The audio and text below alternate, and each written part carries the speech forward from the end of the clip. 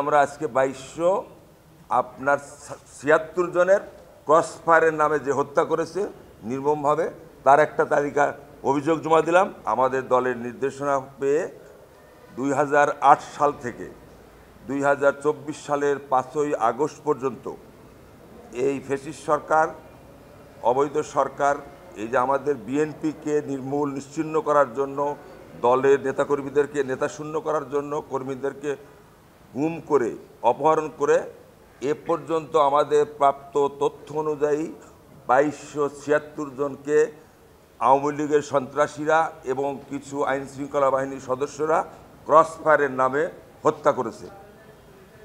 তারা বিভিন্ন পদে আছে, যুবদল, ছাত্রদল, মূল দল সহ। তাদের ছিলই যে বিএনপিকে ধ্বংস করা, বিএনপিকে নিশ্চিহ্ন করা এবং দলকে শূন্য করা। এরই আমরা আজকে 2200 আপনার 76 জনের ক্রসফায়ারের নামে যে হত্যা করেছে নির্মমভাবে তার একটা তালিকা অভিযোগ জমা দিলাম।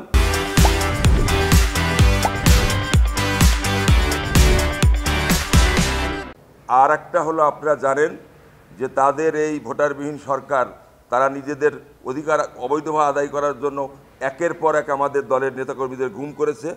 এ পর্যন্ত প্রাপ্ত তথ্য অনুযায়ী 153 জনের গুমের তালিকা, যে গুমের মধ্যে হত্যাও করা হয়েছে, এখনো পর্যন্ত গুমও আছে, তার একটি তালিকা আমাদের মাননীয় মহাসচিব সাহেবের স্বাক্ষরিত একটি অভিযোগ আমরা এখানে জমা দিলাম।